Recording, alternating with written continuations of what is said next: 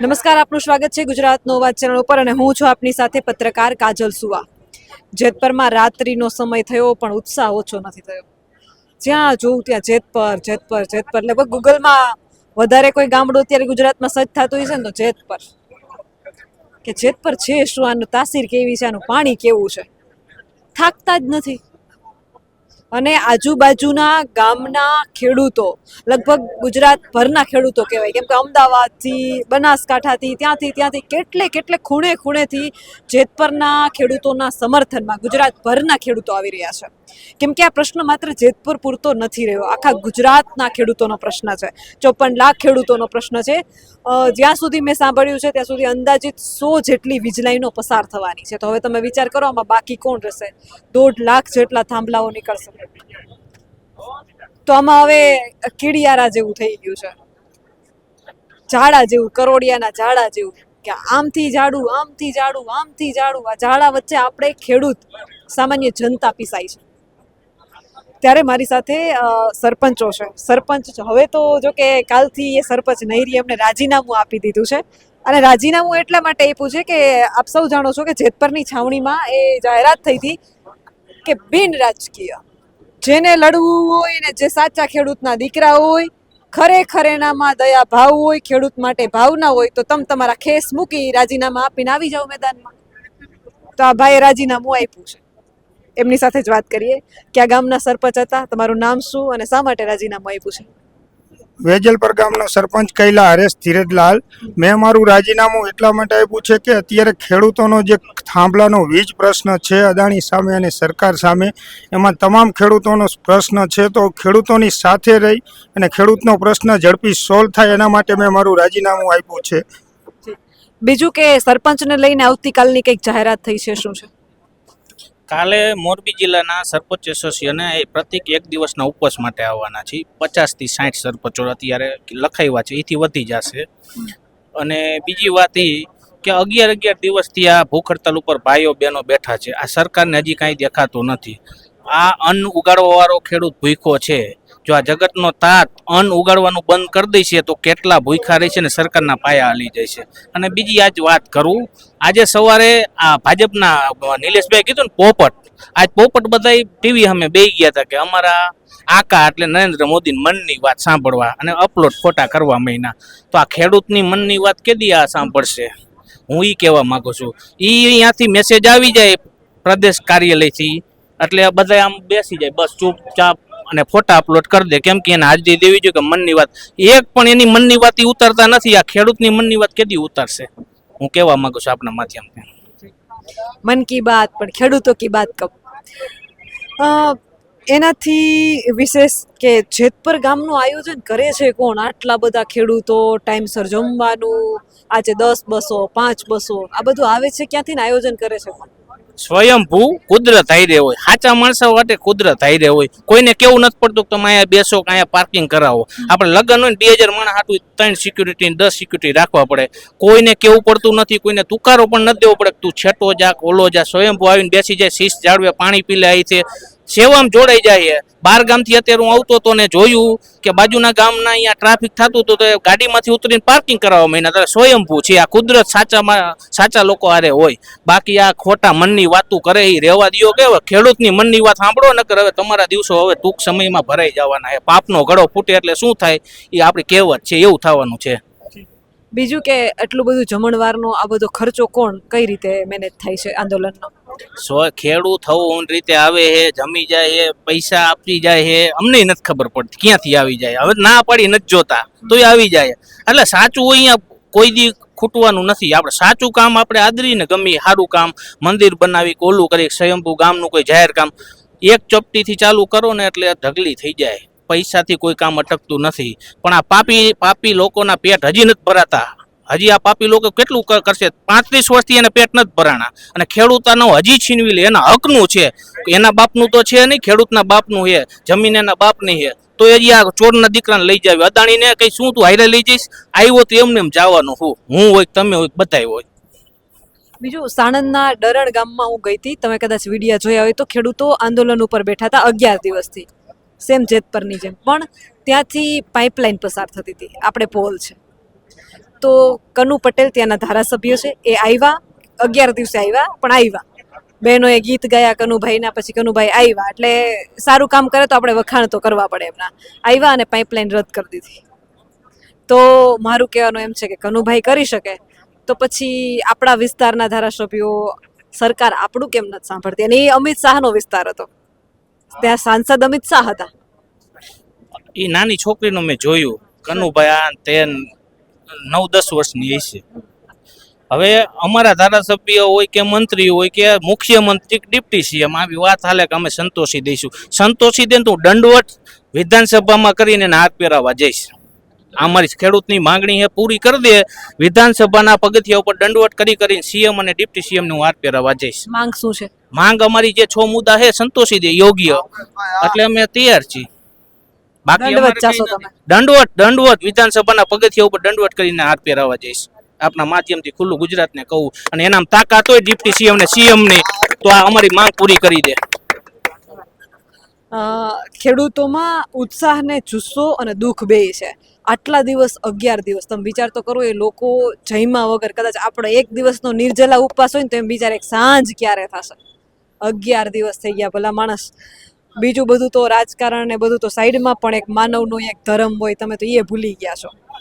તમારા દિલમાં દયા નથી બચી એવું લાગે છે. હવે આમાં પાણી ન પીએ ને એટલો ઉનાળો, તો કેટલું આમ અંદરથી ઓલું થાય. તો અનાજ નથી ખાધું આ લોકોએ 11 દિવસથી, હજી તમારા પેટનું પાણી નથી આવેલું. વિચારવા જેવી બાબત છે. ગુજરાતના આખો દિવસ આ ખેડૂત બધા નાકા વાળીને રાતે અહીંયા આવે, મજૂરી નથી આવતા. મજૂરી એને આ ખેડૂત ન પોય, મજૂરને શું દે ટકાવારી? એના હિસાબે નાકા વાળે. હવે અહીંથી જઈને વાડીએ જવાનું, નાકા વાળવા લ્યો, દરરોજ આવવાનું રાતે નાકા વાળવા જવાનું. અને બીજું, કાલે જે પ્રતિક ઉપવાસ છે ને, હજી તો આ એક અમારો મળદ સરપંચે દીધું, પણ અમે નહીં સ્વીકારવા દઈ. સરપંચ કોઈ લોકશાહીનું પદ છે. હજી અમારે બીજાએ ચીમકી આપી, બીજા સરપંચો મોરબી જિલ્લાના, કે સંતોષે નહીં તો કાલે આ સ્ટેજ ઉપરથી હજી 10 સરપંચ રાજીનામા દેવા તૈયાર છે. એને સમજાવી ના પાડવી, ગામને નોધારા નથી કરવા. આ તો ચોરના દીકરા હે. બાકી ભાજપના કાર્યકર્તા હોય ને, એ બધા એક રાજીનામા દઈને આવતા રહ્યો, અમે એનો વેલકમ કરશું. બાકી સરપંચને શું કામ? આ તો ચોરના દીકરા આખા ગુજરાતના 18,000 દઈ દે ને, 18,000 તો એને ફેર નથી પડતો. એટલા ચોરના દીકરા હે. આપણે વાવતા બંધ કરી દઈશું, બરોબર, તો એ આયાત કરશે. પણ શાકભાજી ને દૂધ જો આપણે બંધ કરી દઈશું તો એની તો આયાત થવાની નથી ને. હા, સરકાર પાસે એક વસ્તુ છે કે આયાત કરવા માટે વિદેશી દારૂ, એ આ સરકાર પાસે છે, અને આ સરકાર કરી શકે છે, બરોબર. બાકી દૂધ કે શાકભાજી આ તો આયાત કરી શકવાની નથી. ઘઉં આયાત કરી શકવાની, વિદેશી દારૂ આયાત કરી શકે. એ આ સરકારને ક્ષમતા અને શક્તિ એની પાસે છે. ગામો ગામ આપણે જોઈએ છીએ, રોજ આ રીતે બાટલા ફૂટે દારૂના. અંગ્રેજો આપણા ઉપર પાયમાલ કર્યા હતા ખેડૂતને. અંગ્રેજોએ પાયમાલ કર્યા હતા ને આજનો દિવસ, અત્યારની તારીખ, બરોબર, હજી ખેડૂત પાયમાલ છે. કોઈ પણ ખેડૂત એના ઘરના મોટા પ્રસંગ હોય તો એ ઉકેલી શકતો જ નથી. એને 15-20 લાખના દેણા થાય છે. હવે એવી સરકાર, એવી રાષ્ટ્રમાં બધા યુવાનો છે, તો એવી ભાવના આવી જોઈએ બધા યુવાનોમાં કે જે દેશ છે આપણો, દેશના ખેડૂત છે, ખેડૂત થકી જ દેશ હાલે છે. અંબાણી, અદાણી કે ગમે તે મોરબીમાં સિરામિકના કારખાના હોય, એનાથી દેશ નથી ચાલતો. 80% ખેડૂત જ બધાનું પૂરું કરે છે, અને એ ખેડૂત અત્યારે દુઃખી છે. હવે એ ખેડૂતને સારા આગલી પેઢીનું ભવિષ્ય ઉજ્જવળ કરવા માટે આ જેટલા જણા એવા છે એનો ખૂબ ખૂબ આભાર. આ જેટલા જણા અત્યારે જે મહેનત કરે છે ને, એ મહેનત ખાલી થાંભલાના વર્તન માટે નથી, પરંતુ દેશના ભવિષ્ય અને યુવાનનું ભવિષ્ય નક્કી કરવા માટેની આ લડત છે. એ સમજવું જોઈએ. હું RSS નો કાર્યકર્તા હું, બરોબર, પણ એમાં એવું છે, કોઈ છતાં હું કહું કે મારે એક સવાલ પૂછવો છે તમને. RSS ના કાર્યકર્તા છો ને, અહીંયા ઉભેલા ખેડૂતો કોણ છે? હિન્દુ છે, મુસ્લિમ છે, કોણ છે? ખેડૂત છે. 18 વર્ણ છે, બધા ખેડૂતો છે. આમાં હિન્દુ મુસ્લિમ આ તે કોઈ આવતું નથી, કોઈ નથી આવતું. મહેનત કરવા જઈએ ત્યારે તમે દાંતે હિન્દુના મુદ્દે લડો છો, તો ખેડૂત હિન્દુ જ છે ને, તો કેમ ભૂલાઈ જાય છે RSS? RSS ને ભૂલાતી નથી, પણ જે અત્યારે જે સિચ્યુએશન છે, પરિસ્થિતિ છે, બરોબર, એ પ્રમાણે હું અહીંયા જ રહું. મારું ગામ રાપર બાજુનું, જે ભૂલી જાય છે. હવે આરએસએસ અત્યારે જે હિન્દુત્વના મુદ્દાઓ ને સમય છે અને અત્યારે ખેડૂતોને વારે આવવાનો. આ વારે આવવું જ પડે. હું કહું ને, આરએસએસ વાળાએ વારે આવવું જ પડે. કારણ કે જે દેશનું ભવિષ્ય સારું નક્કી કરવું હોય ને તો સંઘે આ મુદ્દો કિસાન સંઘ વાળા છે. હું અમારે શાખામાં જતો એટલે અમને બધા વિષય આપેલા ન હોય.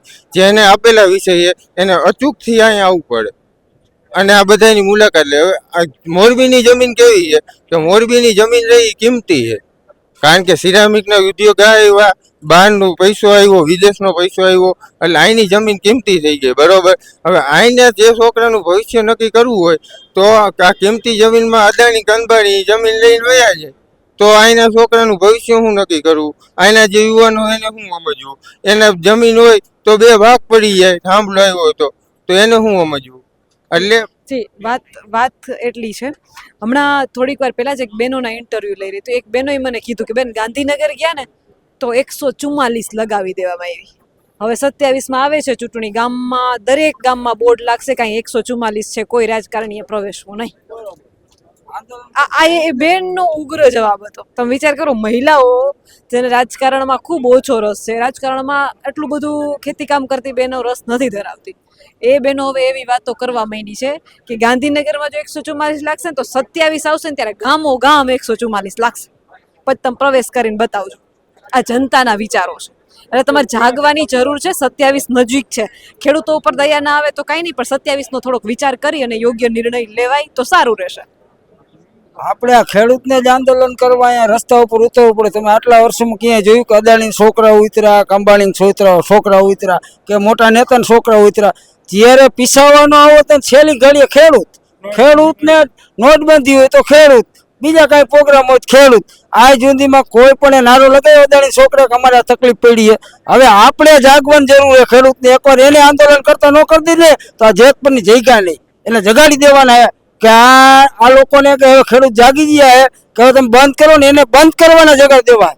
કે અદાણીના છોકરાને આપણે જ આ બધું કરવાનું. દર વખતે કાંઈ પણ આંદોલન હોય તો ખેડૂત એના છોકરા તો જલસા કરે, આ આપણા છોકરા મરી ગયા. આમને આંદોલન કરી કેટલા પણ ખરેખર આંદોલન તો કંપનીએ કરવું જોઈએ ને કે ખેડૂત અમને ખેતરમાં થાંભલા નાખવા દ્યો.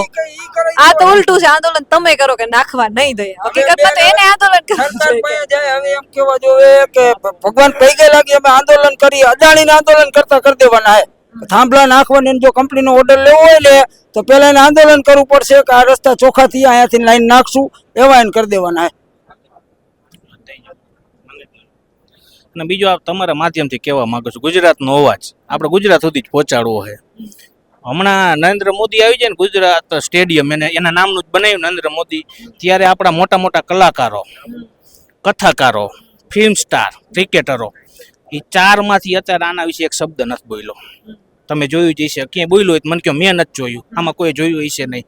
નાના આવે કલાકાર, અહીંયા એની તાલીઓ પાડવા, ગીત ગાવા લાઈન લાગે, અમારો વારો આવવા દો, કેમ કે સાહેબને સારું થવું હોય ને. આના વિશે કેમ નથી બોલતા? અને એટલે હવે આપણે ખેડૂતને સમજવાનું છે કે આ મોટા મોટા કથાકારો અને કલાકારો આપણે જ લઈ આવીએ, ખેડૂતના જ રૂપિયા આવે, એના ઉપર બેન મારો. આપણા વિશે કેમ એક શબ્દો આપણા સપોર્ટમાં બોલતા નથી? હું અહીંયા તો સીધા તાલીઓ પડવા વહી જાય, લાઈનમાં પાસ લઈને વહી જાય, અમારો વારો આવો તો એક ગીતનો વાર લેવા છે. તમે જોયું જ હશે.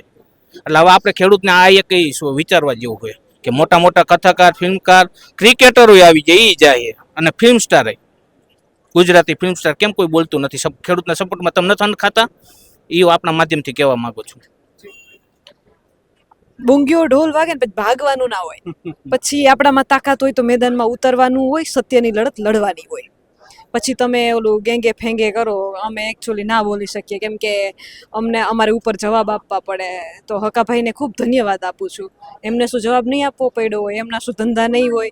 એમને શું કંઈ કામકાજ નહીં હોય? એને શું હજી દુનિયામાં નથી રહેવું? એને શું હજી ડાયરા નથી કરવા? એને શું હજી એના બાળકોનું ભવિષ્ય નથી બનાવવાનું? એમ છતાં એ બધું સાઈડમાં મૂકી અને બોલ્યા ને એને કરીને બતાવ્યું. કાં તો બોલો નહીં અને બોલો તો કરીને બતાવો. કેટલા એવા લોકો છે કહેવાતા ખેડૂત નેતાઓ છે, ગુમ થઈ ગયા છે. હું કોઈ એક વ્યક્તિની વાત નથી કરતી, કેટલાય ગુજરાતના ખેડૂત નેતા છે, કેટલાય છે, કોઈ દેખાતા નથી. અત્યારે જરૂર હતી ને, અત્યારે બુંગીઓ ઢોલ વાગ્યો ને તમે ભાગી ગયા, હવે શું કામ? અહીંયા બધા જેટલા ઊભા છે બધા બિનરાજકીય ઊભા. જો ખરેખર દયા હોય, દાતારી હોય તો તમે તમારા રાજીનામા આપી ન આવી ગયા હો. હવે ખેડૂતોએ વિચાર કરવાનો છે કે જો એ બધા સેવાની ચૂંટણી ટાઈમે વાતો કરતા હોય કે એક મોકો આપો અમારે સેવા કરવી છે, તો તમને મોકો તો આપ્યો તો જ. હવે અત્યારે પાછો મોકો છે, સેવા કરવી હોય તો રાજીનામા આપીને તમે સેવા કરી શકો છો. 35 વર્ષથી મોકો દઈ, એ મોકામાં અમારા છોકરા વહી જાય છે. આમાં આમાં કેટલાક મોકા દે, મોકો હવે આપણે એને લેવાનો, એને આ કાઢવાનો મોકો આપણે ગોતવાનો છે. 35 વર્ષ ધરી ગયા, હવે અમારી રીતે અમે રસ્તો કરી લઈશું. અત્યારે સ્થાનિક સ્વરાજની ચૂંટણી જઈ, હજી પગલાય નથી વિહાણા, પગલા તો ઈ નથી આવ્યા. તાલુકાના જિલ્લા સભ્ય રાજીનામા દેવા નથી આવ્યા. કયો હવે મોકા દેવાનો કોઈ પ્રશ્ન જ નથી. હવે ધોકા લેવાની જરૂર છે. બધા ખેડૂત જાગૃત થાવ અને ધોકા લ્યો. મોદી કા અદાણી બધા વયા જાય, તમે ધોકા લ્યો, મોકાનું ભૂલી જ જાઓ. બાકી બીજું મારે કાંઈ કહેવાનું નથી. તમે મોકા દેવાનું વાત ભૂલી જાઓ, એક ધોકો યાદ કરો. ધોકા એ તો સબકું છે. જય હિન્દ. ખેડૂતોમાં આક્રોશ છે એટલા માટે કે જેમ વાત કરી કે આંદોલન કરવું એ અમારું કામ નથી, અમારું કામ છે અનાજ પકવવાનું. જગતનો તાત છે તો એ જગતના બધા જ બાળકો, એના સંતાનો છે, એમને બધાને અનાજ ખવડાવે છે, એનું કામ છે અનાજ પકવવાનું. આંદોલન કરવો શોખ નથી, આટલો ઉશ્કેરાટ કરવાનો શોખ નથી, આટલી મોટી નેતાઓને ફલાણા શું ચાલે છે, નામ ચાલે છે, એની પાસે ટાઈમે નથી. પણ એમ છતાંય કરવું પડે છે કેમ કે તમે પરિસ્થિતિ એવી ઊભી કરી છે. ગુજરાતના બધા જ ખેડૂતો તમે મને જોઈ રહ્યા છો, આના વિશે તમારું શું કહેવું છે? તમારા મંતવ્ય કમેન્ટ કરીને જરૂરથી જણાવજો. કેમેરામેન રાજ પરમાર સાથે હું પત્રકાર કાજલ સુવા. આપ જોઈ રહ્યા હતા ગુજરાતનો અવાજ, મોરબી જેતપરથી.